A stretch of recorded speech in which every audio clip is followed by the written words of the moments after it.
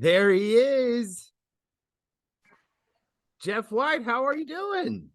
Mr. Stevens, how are you today, sir? I'm doing really good. I I know bet that. it's good to see me this morning, huh? Oh yeah, absolutely. It's really good to see you. I that's not normally how we greet each other.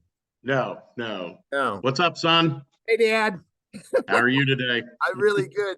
I think that's one of my first really second interaction with the district, right? It was all the new teachers go on a little tour of the city and we get a view of everything, and then we went to El Pot and Paola for lunch. There's probably 7 or 8 of us sitting around a table, and the server comes up and says, what would you like? And I got a fajita salad, I think it was, and they said chicken or steak. I looked at you when they asked chicken or steak. I looked at you and I said, "Who's paying?" He pulled out the credit card and I said, "Well, Dad's paying for it, so let's go with both." And did you remember what the waiter said? He looked at me. He's like, "Is he really your son?" And I'm like, "No, he's not my son." No, not at all. But then that forced you to do a little bit of math and figure out, Yeah, yeah.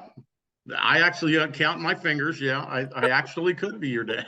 But you that are in stuck. fact, And so from then on, it was you were son and I was dad. yeah. Well, you are not my real father, just to clarify. You Yeah, just clarify, not my real son. Although were. my son does have long hair and a long beard like that. Oh, So he does. Oh, okay. Well, he sounds handsome. do what? He sounds handsome. Um, Oh yeah, yeah. so you didn't graduate from Osawatomie, and I'm doing this podcast. No, no. I'm doing this podcast to get an idea of the community and the character of the community, and trying to learn more about Osawatomie. And the reason why I wanted to have this conversation with you is that you worked here in the school district for a long time. You also are one of the few people that I know that has some land outside the city limits here, and you're working as an active farmer, or your family is actively farming, and Hmm. that's a big portion of this community is farming. So some of my questions are going to be about farming, some of that, and then the community itself, the community at large, because you were here for how long in this district? 22 years. I 20 was years. the elementary counselor for 3 years, for third through fifth grade. I Yeah. was the principal. I was the principal at Swinson for 2 years. Old Um, Swinson, right by my house, the right? old Swinson over by your house. Yeah. I was the principal at Trojan for 13 years. And then I was at the high school for 4 years, assistant for 3 years, and principal for 1 year. So I was principal in 3 of the 4 buildings in the district in my Yeah. tenure. And Yeah. was there one group of kids that you basically had from like kindergarten through Oh senior year? yeah. Yeah. There was a couple of group. There was one class that I had from would have been 2 years ago's class, the class of 2021. Yeah. Um, I didn't have them in middle school, but I was their elementary principal, and then I was their high school principal. Yeah, And there were a few classes I had all through from Swinson. In fact, the class I had in kindergarten when I went to Trojan in first grade, they went to first grade. When they left fifth grade and went to middle school, they wanted to know if I would go to the middle school with them also. And I'm like, yeah, no, I'm not going to middle school. Thank you. So what's the big I guess what would be the thing that you learned the most from that particular group, the 2021 group, that you got to see from, the big story arc from the beginning really to the graduation? What did you learn about that group of kids? Well, that was the thing that I enjoyed about the high school. When you were the elementary principal, you got to see them grow up till be about, age 11 or 12. But then you kind of lost track of them. We would take the elementary kids out to the high school to watch like the musical and different things like that. And you'd be like, oh, I remember that kid. Oh, I remember that kid. And they look so much different. But, you know, when you went to the high school, I really got to know them and watch them progress from little kids to basically adults. Yeah. And that was the coolest thing about the high school was when I went out there, I already knew all the kids, I already knew all the parents. You know, it didn't take me long to learn the staff. You know, the staff was great. And for me, it was just, I had a lot of fun. Yeah. But I had a lot of fun in every job I had in Osawatomie because the people were great. The staff at all three buildings that I worked with they were amazing. And it wasn't really work. It was just fun.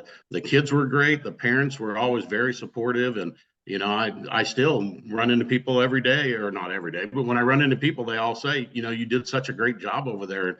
It just makes you feel good to know that you had an impact on that many people's lives. And the thing that got me the most, I think you were at that graduation where I was a principal, was as the kids come across the stage, 60% of them, instead of shaking my hand, gave me a hug. Yeah. You know, and how often do you see that at a high school graduation? You know, the kids hugging the principal usually they're, you know, throwing something at him, or, you know, I'm never going to see you again, thank goodness. And here these kids are in tears. And by the end of it, I was in tears, Yeah. because you just established such a relationship with them, getting to know them.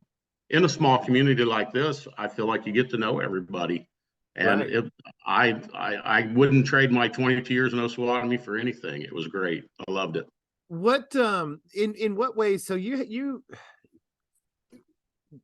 we are really tasked with, you know, getting to ingrain ourselves within the community. And Mhm. at the high school level, the principals are asking us in the past several years, you know, what ways can we have the community more involved at the high school? And my question to you is what interactions have you had with parents that that kind of that you found to be most successful with the kids in the classroom? In other words, what are some things that parents have done in the past that have helped kids in the classroom? Well, at high school level, the thing that was the hardest was, you know, getting parents to be involved in more than just the sporting events. I mean, obviously, high school kids are, you know, about the age 13, they kind of lock themselves in their rooms with their phones, and they don't, you know, talk to their parents a ton. But I think that's the most important thing at the high school, is continuing to, you know, develop those, you know, open lines of communication. That was some of the things we tried to do there when I was there. Was, you know, instead of having parent teacher conferences, we had where the kids led the conferences. The kids come in and talk to the parents, and the kids would lead the conferences and tell the parents what they were doing at school, you Yeah. know. And you know, in the community, you know, we had lots of different events that we tried where we try to get parents to come in. But you know, I mean, it's that's the key to a student being successful, is having their parents involved in their education. If their parents don't have any idea what they're doing in school, then the kid's probably not going to be quite as successful as when the parents are involved. Yeah. And my I always look at it as a three-headed monster, right? You have the student, the teacher, and the parents. Right? All three need to be on the same page, and all three Mhm. need to have some sort of understanding of what the goal is. And that's tough to do if only one of those three is trying, right? And Right. I I'm hopeful that I can turn these conversations, I can turn this into, you know, hopefully getting parents to see me and understand that I'm, you know, I'm going to be teaching their kids, or you know, whatever it may be, and let them understand that I'm as approachable as it gets, and I want them to be involved with their kids and in the classroom, what we're doing in our classroom. So that part's going to be pretty interesting, you know, moving forward.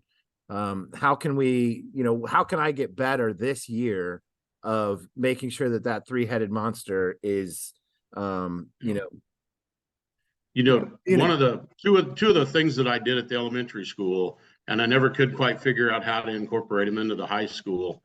was our Watchdog program. I don't know if you were familiar with our Watchdog program. DOGS was an acronym for Dads of Great Students. Oh, cool. And we would encourage the dads to spend one day a year at the elementary building. We'd have them sign up. We'd have them come in. They didn't have to teach or anything. They would come in. They'd eat breakfast with the kids. They'd go in and out of the classrooms and see the kids. They would go play with the kids at recess. They would sit with the kids at lunch, and they were just there to be, a positive male role model. Yeah. And we started that program, and it was very successful at both Swenson and Trojan.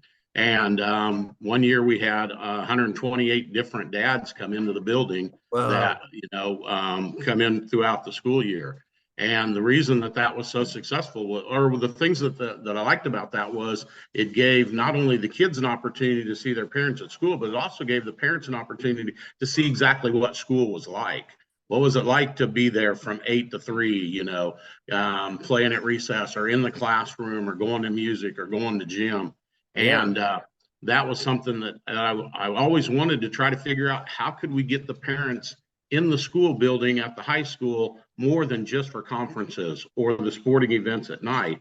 Because if they're there through the day, and I know everybody works, and it's a very complicated, situation, or, doesn't have an easy fix.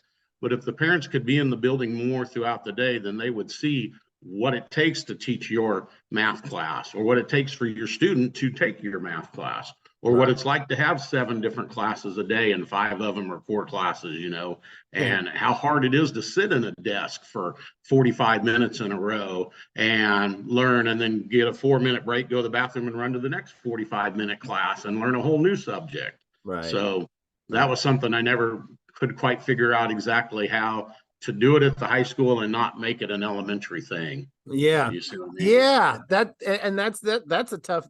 a hard trick. Now that you're saying that, I'm just thinking of different ways that I want to try and reach with parents this next school year, in hopes that, people want to, get involved or be involved or whatever it may be. I think there's going to be some different things that I can do there. I don't know why I'm talking off the top of my head about that now.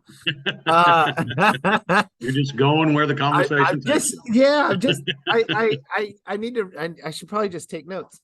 So did you shut down the old Swenson? Were you there whenever that? No, okay. No, But I came over in 2000. Well, you had asked me where I was born and raised. I was born and raised in Ottawa. Yeah. And I got my teaching degree from Ottawa University. We kind of had part of this conversation the other day, but I couldn't get the video part of mine working. So right. We were in the dark. But I started, when I went to college, I wanted to go into broadcasting. And I started at Ottawa University, and then I transferred to KU because I thought, well, I'd have more of an opportunity at KU to get into broadcasting. And I never could, me and 10,000 other people were trying to get into broadcasting up there. I never could get in. I couldn't even get on to do a commercial or anything. Oh, wow. So I went, and I told you in 1986, I saw a movie. It was called Teachers with Nick Nolte and Ralph Macchio. And I tell you what, it just hit me. It was one of those movies that went, wow, maybe that is something I could do, even if I could just help one kid, maybe. And so I transferred back to Ottawa University and went into the education program. So I graduated from Ottawa University. Before I graduated, I ended up getting married, and we started a family. And so when I got out of school, I got my first teaching job was at Garfield in Ottawa. I taught 4th grade for 3 years. And then we had bought some land out where my wife's family was from, where the farm was. And so we moved out there. So then I transferred to a school out here in the country called Central Heights, and I taught there for 4 years. Okay. And during that time, I knew I was helping the kids in my class, but I could see from just teaching that if I wanted to help more kids, I had to have a bigger role. So I went back and got my master's in counseling. And thought, well, I'll be, maybe I could be the counselor. And I was a year out from getting a job over at Central Heights. It was going to be the next year. So I was happy where I was at. And somebody had told me the elementary counseling job in Osawatomie was open. And I said, well, I really don't have a lot of interest. I don't know much about Osawatomie. And they said, well, why don't you just call the principal and go interview for it? So I called, and very nice guy, Dave Kofel was the principal at that time.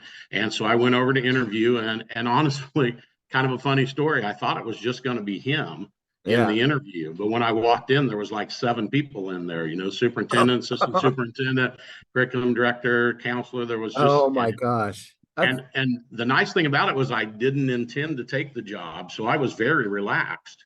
I yeah. was just up there interviewing, and they were so nice to me. It was the best, probably the best interview I've ever had by far.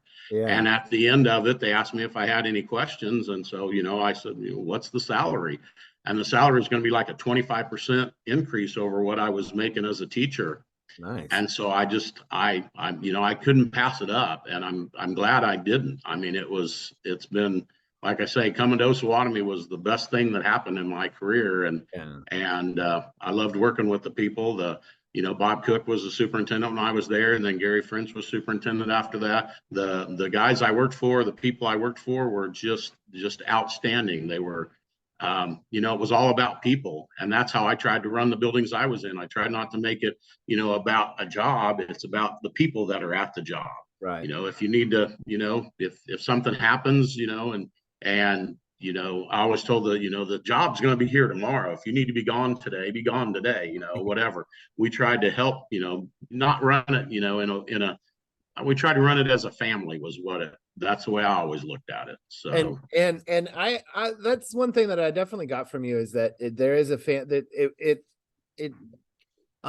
whenever you came to like reprimand me for my behavior, um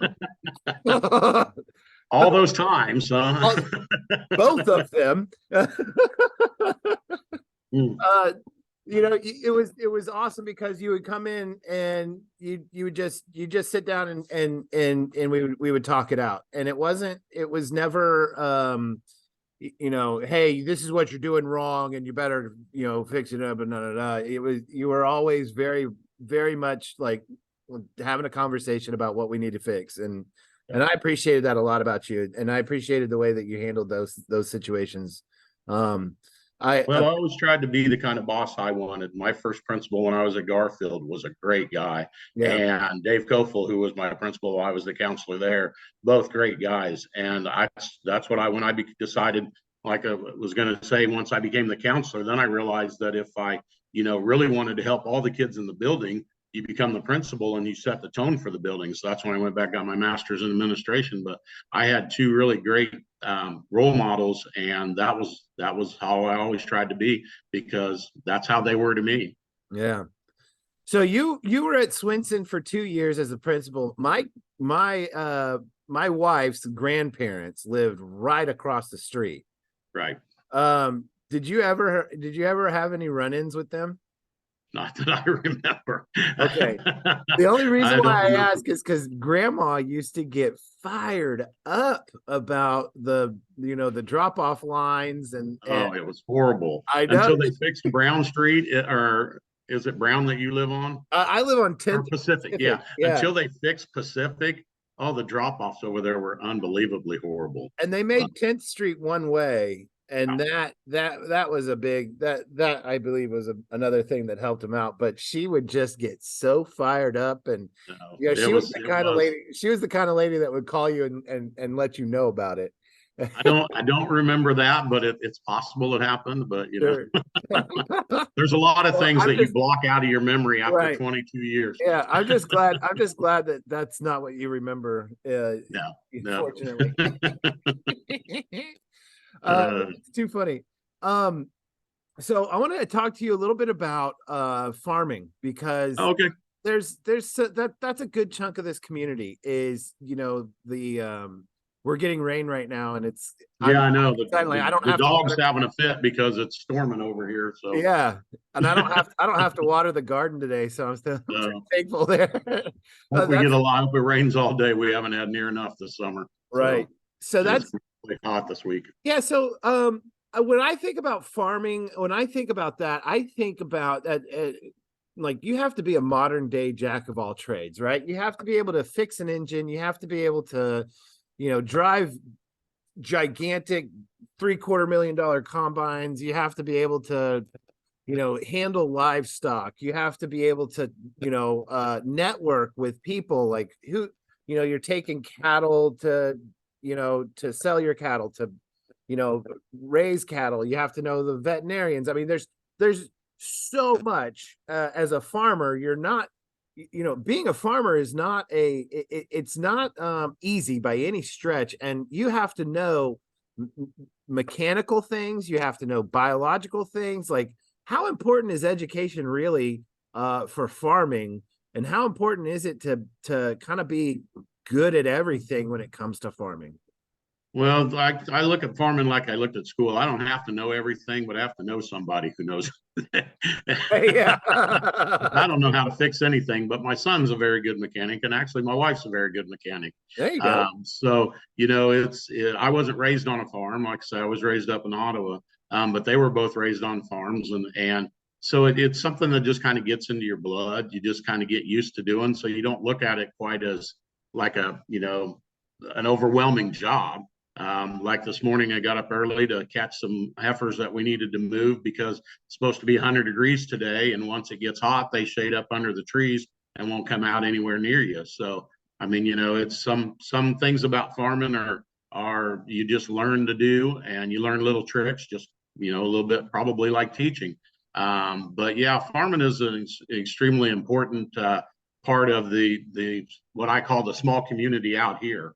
I mean, I'm in Franklin County, but in Miami County, Lynn County, Anderson County, there's still a lot of people who make their living off of farming, whether that's, raising crops or raising cattle and that's something that I think a lot of the kids kind of miss is, when I was a kid, some of us would work on the farms in the summer, and a lot of kids now don't even go to work until after they get out of high school. Whereas I probably started working when I was, 11 or 12. I remember hauling hay my year I was 14 and the year I was 15, got paid a nickel a bale to haul 1,000 bales a day, and make 50 bucks a day to work, all day long. And that was a lot of money because you were too tired to ever go spend any of it. You were hauling square bales all day. So, Yeah. it is an important part of the community, especially in Osawatomie and in, Franklin County and the other counties. But it's a lot like teaching, though. You have to know in teaching, you have to know, 1, your subject, 2, your kids, 3, your parents,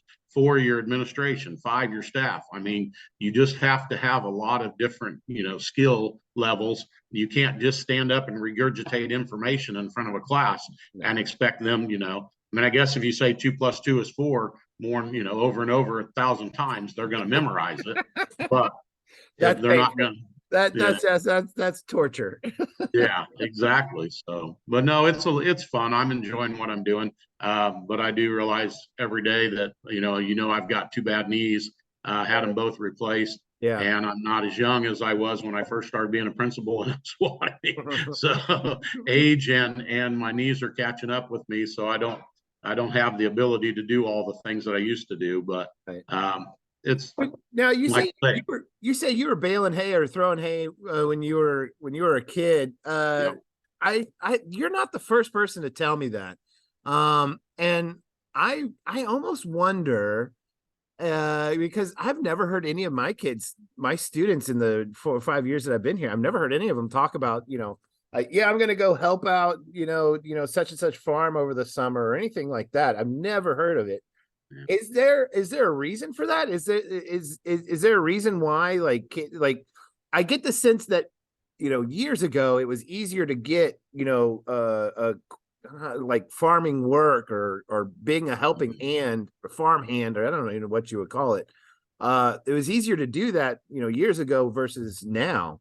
Well, technology has probably helped a ton because it used to be you made little small square bales and you put them in the shed, and now you make big round bales, which are make like 60 or 70 little bales. And you use a tractor, a truck, or a loader or whatever to haul them with. So a 10 or 12-year-old who might used to be able to help you when you were 12, 15-year-old, whatever, have a harder time now because the equipment's harder to run. Sure. The last couple of years before I retired, I had a couple of high school kids come over and work for me. Yeah. And, they would help me build fence, and they would help me do, both of them were in the welding classes. So they would weld stuff for us and different things like that. So, I mean, there's still, I think, jobs out there. But it's a lot harder work. I mean, I don't know that the kids, nothing against any of the kids nowadays, but I'm Right. not sure the kids worked as hard as we did when we were kids. Especially hauling square bells. We had to put up 1,000 bells a day, no matter how hot it was. It took, we got 100 bells on the trailer, so you'd go out and take you about an hour to load them, and take them and unload them, take about an hour. So you would work 10 hours, 10 to 12 hours a day. If it was 80 degrees, it felt great, and if it was 110 degrees, you tried not to puke your guts out. Yeah. And we did that 6 days a week all summer long. Wow. And I don't know that kids work quite that hard now. I'll I agree. But I also think that a bit of it is that there's not that opportunity. I Yeah, think yeah, there are a group of kids that we have here that if you challenged and pushed yeah, them, they'd yeah. rise to the occasion. But I just don't know that there's that opportunity. Yeah, I agree with Those that. And kids. like I say, with the technology, hardly anybody puts up. Most Right. people only put square bells up now for horses. Most everybody uses round bells for cattle. Yeah. So And that's one thing I wanted to explore just a little bit, and maybe in the future, is how we can, if there was a way to pair up some of our students with some local farmers out here, like mhm. is there a connection, or is it just, I know so and so because this is a small town and everybody knows everybody. Well, I almost wonder if that's Matt's got better. quite a few students involved in his ag classes. Matt Brandt, teaches ag there, and he's got quite a few classes. And they go out, they do a lot of 4-H stuff. They do a lot of, so they are out. Some in the community. I don't know if they work for any of the area farmers in the summer, but they, there is that connection there. Yeah. Um, so I yeah, I just have a ton of respect for the farmers and the farming community in this area. I just think it's just super admirable work, and it's far more complex than my growing up. I grew up in Houston, right? I was around 4.5 million people growing up, so farming was so far removed, and it was kind of a podunk thing, like, oh, farming, you don't have to do a lot of thinking, you don't have to do, no, it's quite different. Farming in and of itself it's such a different beast than I ever thought. So as growing up as a city kid, just I just have a ton of respect for those yeah. who manage those big old farms. So when I first when one of the first conversations that you and I ever had, it was a really cool story. And I really want to make sure that we understand. Like, I want to take politics aside. We don't want to talk about politics at all in any way, shape, or form. But one of the biggest moments in Osawatomie history was a sitting president coming to Osawatomie, to the high school, and giving a speech. I want to know your experience throughout that throughout that time, because I think it's really interesting, and there's a lot of things that you shared that I never thought about.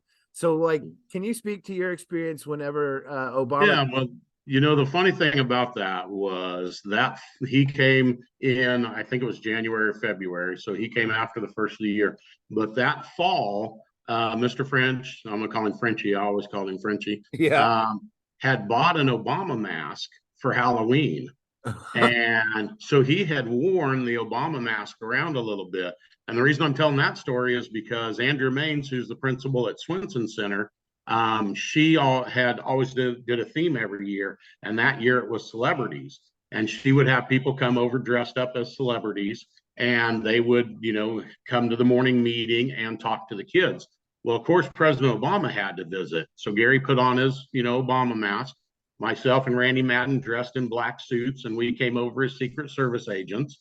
And so we went over to Swinson one day to go to the morning meeting. We pulled up in I can't remember what vehicle we were in, but anyway, we pulled up out front. We opened the doors, we walked him in there. He talked to the kids, they thought it was, of course, they're 5. So they actually thought it was President Obama. So Awesome. anyway, we had done that through the fall.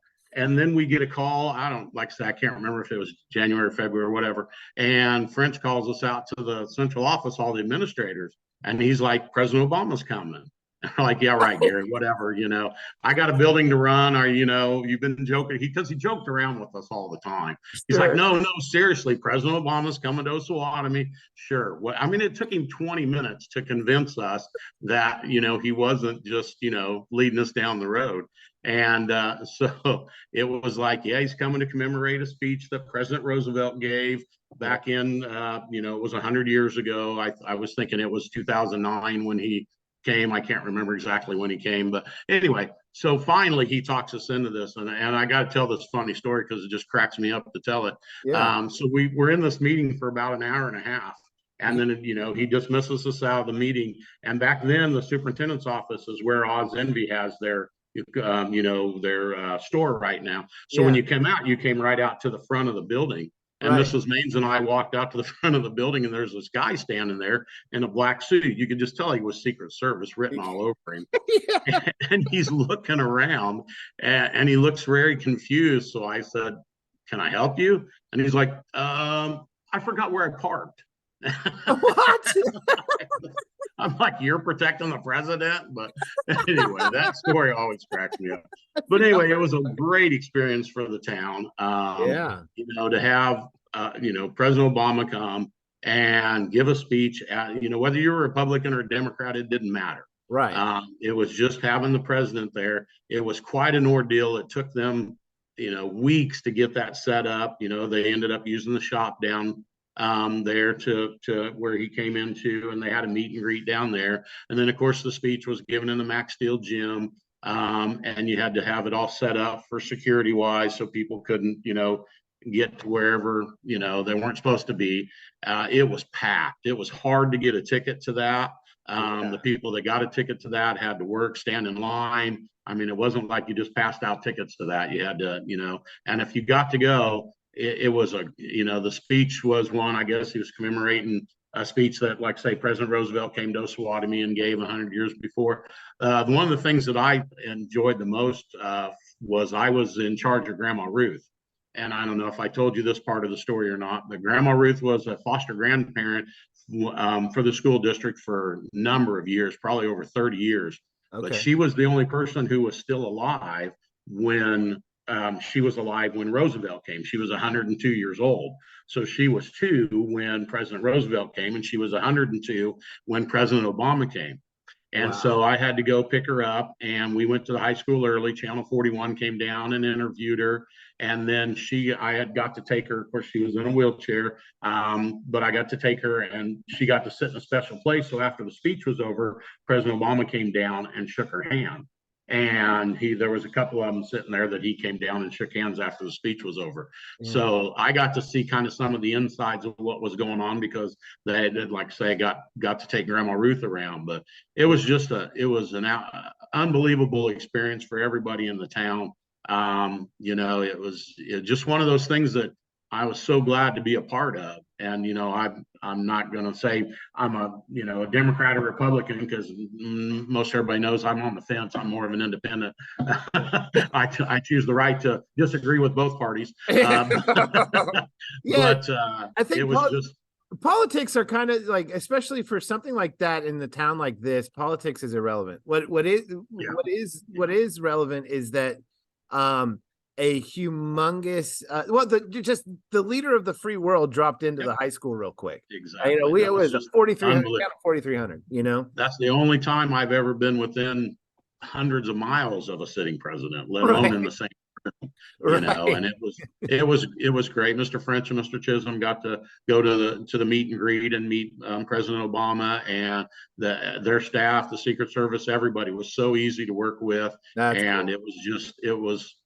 And one of the other cool things, and Mrs. Maine probably tell the story better than I could, is that she had this. Of course, the Swenson kids thought, "What's the big deal? President Obama already came to our building," But she had the Swenson kids come sit on the curb on the south side of Main Street across from John Brown Park. And when the limo left, they were all sitting there on the curb with signs waving to him, and he rolled his window down and waved to all the kids. They got a picture of him with the window Wow. rolling down, waving to all the kids. So it That's was just, cool. it was a really cool experience. And if you get bored sometime, go out to Weeby Smoking and talk to Terry, because that's where the helicopter landed. And they went inside Weeby, and there's all kinds of pictures out there of President Obama in the, out at Weeby Smoking. And it was just it was quite an experience for the whole town. It was really Yeah. pretty cool. Yeah, I want to talk to him. I spoke to him about the experience briefly one day, but I mean, the guy at Weeby he's busy, man. He's Oh working. yeah. Oh yeah. He's Oh all. yeah. I mean that. Well, there he makes great food. So Right. It's a curse. It's a blessing and a curse. Exactly. So You if know, he didn't make very good food, maybe he wouldn't be so busy. But right? Yeah, exactly. Tone it he down over there. That's one of the things I really like about you as principal is that we would get more barbecue. Yes, yeah, we I did. I All my appreciate staffs that. liked when we catered from Weeby, because Yeah, it was pretty good food. So absolutely, absolutely. I appreciate it. you can tell I like to eat. So so Hey, you're one of the things I'm good at. preaching to the choir, man. Undoubtedly, I'm one of those. I can eat. Oh man. So, I want to know about your view of Osawatomie. What do you think it is that makes Osawatomie special? The town It's itself. No, it's the people. That's the What, thing that always kept me there. what All about three of the the people? buildings I was at, I had great staff. I had great parents. I had great students. It's a small community. What is there? 4,000 people in Osawatomie, Yeah, but it's like a really big family. The people in Osawatomie are great. They were always very supportive of me. The kids in Osawatomie are great. Now, don't get me wrong. I mean, every school is going to have behavior issues, but that's just kids growing up. I mean, kids are going to be kids. right. The staffs at all three of the buildings I were at, I match them up against anybody at that level. I used to, I was on the, I think I told you the other day, I was the, in what they called Kansas Association of Elementary School Principals. Yeah, And so I would go to different meetings with lots of principals around the state. And I would always tell them, I'll match my staff up with anybody at any of the buildings we were at, because the teachers that are there love the kids. They want to teach the kids. They want to be part of the kids' lives. And like I say, the parents were always very supportive. The kids always, it's all about people. My job was all about people for me. You don't remember your favorite teacher because they gave you 5 math tests on Friday. You remember your favorite teacher because they made a connection with you and made you feel special in some way. And they were always there for you and they could come talk to you. I used to tell the teachers all the time, for the next 9 months, I'd always give the speech at the beginning. You are the most important person besides the parents in this child's life, because you're going to be with them every day and you got to make that connection with them. And it to me, it was all about, I mean, I don't know that we were the best teachers. I hope we were really good. I thought we were really good, yeah. but I don't know that you come up with staffs that cared more about their kids, their parents, or the community than there was in the 22 years I was at Osawatomie. And I say that at all three of the buildings I was at, no matter whether it was the primary, the elementary, or the high school, all those staffs were outstanding and wonderful, wonderful Well, people to work with. and I appreciate you saying that because we're facing a lot right now. So I was talking to Nick Hampson, the mayor of our town, and he said, change is good, but transition sucks. Yeah, And that's a good right, way to put it. I know. When I heard that, I was like, "You got it, man. That's got to go." So I got to, as a teacher, we like to put things on posters and put them on our. So I wanted to posterize that. Put that on a poster somewhere so kids can see, like, it's a human thing. That's perfect. And we're in the thick of it. We are absolutely in the thick of a transition. We got a new football coach, and I don't know if you had any opportunity to hear from him at all, but I had a conversation with him, and that conversation has me so encouraged about the future of our place. I'm talking to I had a coworker walk in today. It's July 24th. We don't have to report for 2 more weeks. And I had a coworker come in, a biology teacher, Mr. Huffines, and he's working on curriculum. Those are the things, and these are the people that I'm excited about. We have like we have a group of people, and we're gonna build it, and we're gonna take this thing moving forward. What do you think what do you think it's gonna take for us to navigate this transition and be successful? What Well, you guys have been through a lot. There's been a lot of changes out there in the last 4 or 5 years. And I, like I say, I was involved in that myself.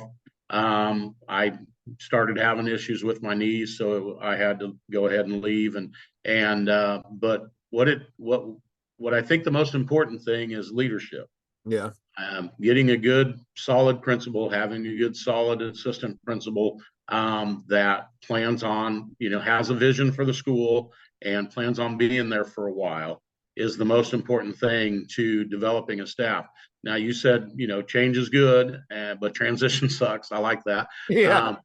But that you're going to have an opportunity this year because you have changed a lot of teachers out there. Yeah. And so the person, no, not trying to put any pressure on the new principal. I haven't met him yet. I hear he's a very nice guy. And I wish him well. And I'd say right here on your podcast, I'll be happy to help in any way I can. If he wants to reach out, I've got a wealth of experience, but I don't have the ability to do it anymore. Right. But this is an opportunity because you have a huge change to regroup and to go forward as one staff and not, 7 different departments. Yeah. And so my suggestion would be, or, my recommendation would be to work together as a staff, to bring each person in, to make each new person feel like they're already a part of the staff. You've only been there, what, 4 years, 5 years? Yeah. 5 But you're years. probably one of the, other than Rod Madden and a few of the, Don Bailey and some of those, you're one of the more veteran teachers. Make sure you bring those new people in and show them how great of a community we have.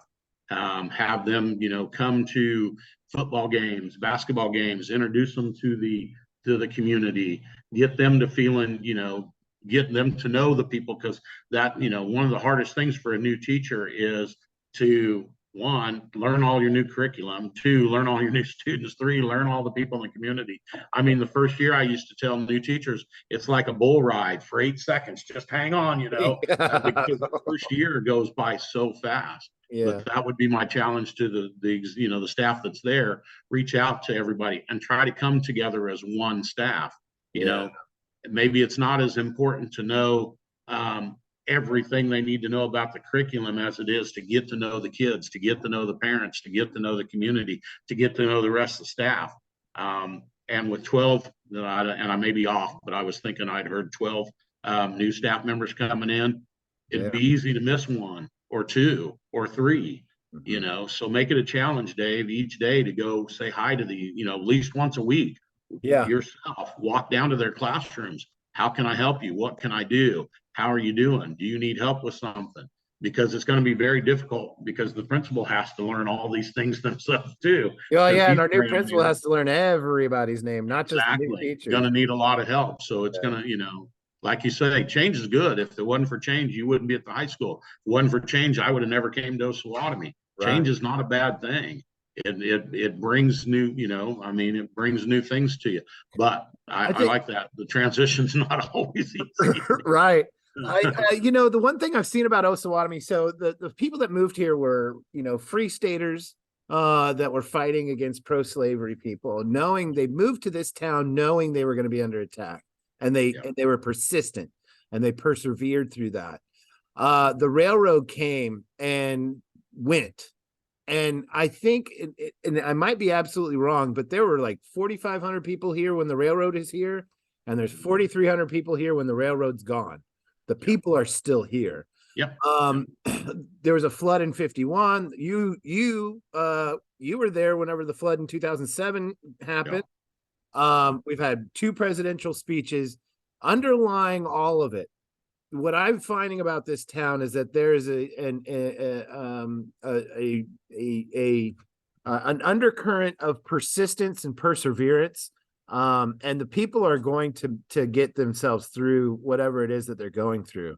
And I am absolutely encouraged with that. That's the one thing that I'm finding as I'm doing these conversations with people, is that, from the very beginning to where we're at now, we're constantly facing challenges. And we talk a lot in education about developing character. And I spent a long time trying to figure out, how can we develop character. And character gets developed, and in my opinion, character gets developed whenever you face adversity. Adversity is an opportunity to show what you're made of. Whenever you get knocked down, people don't care that you get knocked down. People care about how you get back up, right? People care about you when you're going through. Your character gets shown when you go through something difficult. And if the character of this town is persistence, and if the character of this town is to rise up whenever the challenge comes, then I'm excited to see what my kids, my students can do this year. I'm excited to see how this community rallies around the new high school, and I'm excited to see how the community persists through the challenges that we're facing. Yeah. Well, and I believe they will do great. I mean, you talked about the flood in 2007. If you want to talk about a community coming together, we used Trojan Elementary as kind of the housing center. It was the central hub because it was the probably one of the highest points in town. But it was, we took the classrooms and turned them into little apartments for people who didn't have housing. The gym became where we took all the donations, and there were so many donations we couldn't hardly even keep up with it. And we spent the whole month of July trying to feed and help and organize. And, we were actually barely got everybody out of there in time to start school in August. But it was amazing, the community coming together in a situation like that. A lot of people lost their houses. A lot of people lost everything they owned. And the town didn't miss a beat on helping them. Right there, Salvation Army was there. It took FEMA a little while to get there, but Salvation Army was there the next day. The Ministerial Alliance was there the next day. I mean, it was unbelievable how quickly everything came together. And that's just the community. That's what Osawatomie is. When somebody's down or somebody's hurting, they're there for them. Right. And to me, I'm education is extremely important, don't get me wrong, but that was the most important thing to me, the relationships, the people in the community. And that's just how Osawatomie's always been like that. Yeah. And I think they'll come together. You got a new principal at the middle school, you got a new principal at the high school, you got a lot of new staff members. This is an opportunity for some big change, and I hope the people in the community will take it upon themselves to, what can I do to help, instead of sitting back and waiting for these new people to do what they're going to do. What can I do to help? If I'm a middle school parent, can I go in and meet the new principal? Can I go in and what can I do to help with that? At the high school, they've got 12 new staff members or whatever, a new principal. What can I do to come in and help, you with your job to help educate my child to the best of my, of everybody's ability? Yeah. And I honestly believe, when I first came over there, everybody was great about doing that. I don't know what that was. And I don't know, something landed outside. Thought maybe it was hailing for a minute. And the community will do that. They will bound together, and I think you'll go through this just as smoothly as you go through most everything over there. It's bumpy. I mean, it gets bumpy once, and when you change administrators that many times at the high school, I remember you said something. Maybe I was watching one of your interviews. I think you said there had been 5 principals in 6 years, or 4 principals in 5 years, or It's something like that. That's very hard when administration changes that often. Yeah. But and can I say this? Very doable. I want to say this. I want to make sure that I'm very clear. I'm not talking ill about any principal or superintendent or anybody who's been there before. That it's like, No, that's not in any way, shape, or no, form. I want to be clear because I sometimes whenever you say this, whenever you state what you're going through, there can be some negative connotation that's involved with that, and I don't want any negative connotation to be landed on your shoulders because that or any of the principals that have come through here in the last 5-6 years. I don't want it to seem as though there's blame to be placed. Well, I don't know that, That's and I may be speaking, I'm going to speak for myself. It had yeah, nothing to do with the job. I think that everybody that left had something happen that caused them to leave up right. until I left. And I can't speak for what happened, after I left, but up until I left, there was a reason. I mean, things just happen. Life changes. Something, it's you want to be somewhere for 20 years and something comes up. I planned on being at Central Heights for a long time. After 4 years, I went and interviewed at Osawatomie and boom, I was gone. So Right. things happen, especially in education. People get different opportunities, they take different jobs. So that's why I always said the only thing in education that's constant is change. Yeah. Things change all the time. Yeah. Um, but I think, at this point, I think it would be really good because of all the change that you've been through, if there could be some consistency for, even a 4 or 5 year, vision there. Yeah. And what I'm understanding is both the administrators they've hired for middle school and for high school are people who are planning on, hopefully staying for a little while to get that established. Yeah. And I'm just saying, I'm not trying to put any negative with it. I'm just saying I want the staff, the people, the kids, the community, everybody to come together to try to make this transition not suck. How's that? Yeah, that's good. That's good. That's good. I love it. All right, last thing, and then I'll let you get back to the farm. Well, You you let it rain all day. That's the nice thing about farming. You yeah. don't know when you're going to get a day off. So if it rains all day, I'm going to get a day off. Well, there you So, go. Well then, last question. I'll let you get back to Netflix. You're notorious, and anybody who's ever any student that's ever been at any of your schools will all. I think every single one can know that you are. I don't know if obsessed is the right word, but you are passionate about bowling. oh, definitely, definitely. And I know you've been in bowling leagues and everything else. My question to you is, what was your best average before the knee replacement surgeries? 228. And now that you've had the knee replacement surgeries, have you had an opportunity to get back to the lane? Yes, yes. I'm back in the leagues. Last year I averaged 214. Ah, Summer league, I'm averaging about 217. okay. But I'm just still a little off because it just throws your balance off a little bit when you get new knees put in. You're Yeah. not as your balance is off just a hair. So I'm not as good a spare bowler as I used to be. I used to not hardly ever miss any spares unless it was a split. But the other last been 3 weeks ago. I shot 769 series. I think I had 259, 260 something, 240 something. There you go. So I still have the ability to bowl like that. I just don't. I'm not as consistent quite as I used to be. So, Okay. but I still love to bowl and I love to Yeah. play golf, but I'm not near as good at golf as I am bowling. So That's that's awesome. always something that I would hope Osawatomie might, eventually get a bowling team.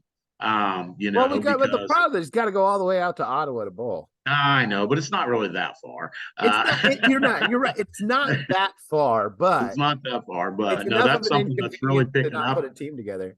That's something that's really picking up in the high schools. That we never had that when I was younger. I would have loved bowled on a high school bowling team, and now it's something that's pretty popular in high schools. That's In cool. fact, I don't know if you remember. Were you there when Mr. D or Dr. D Dash was there? Yeah. Yeah, he's up at Olathe East now, and their girls won state for bowling last year. Oh, So, cool.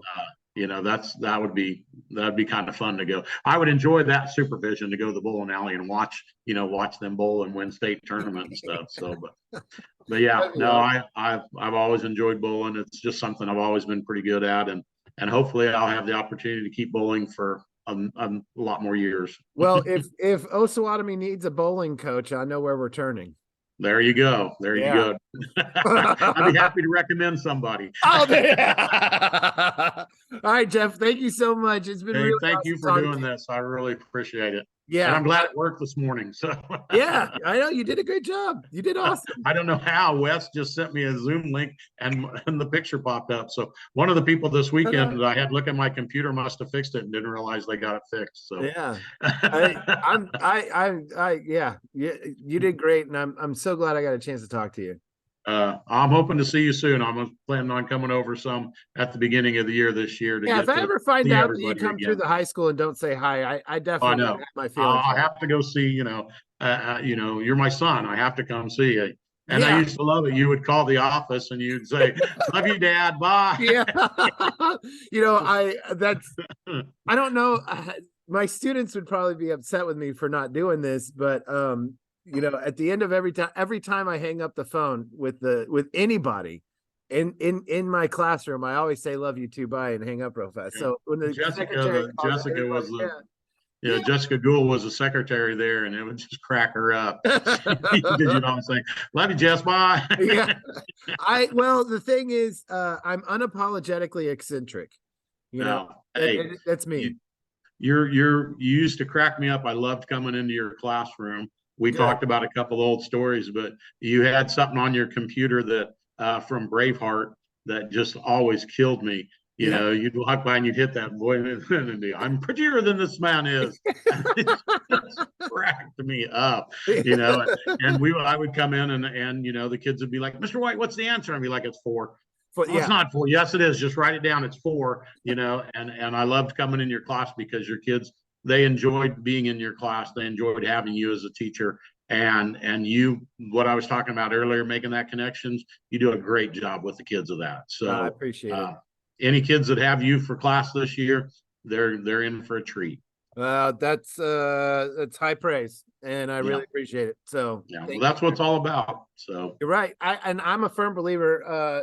And a lot of data is showing data, like everything now is data driven. There's a lot of data showing that teachers who build relationships get more performance out of their students.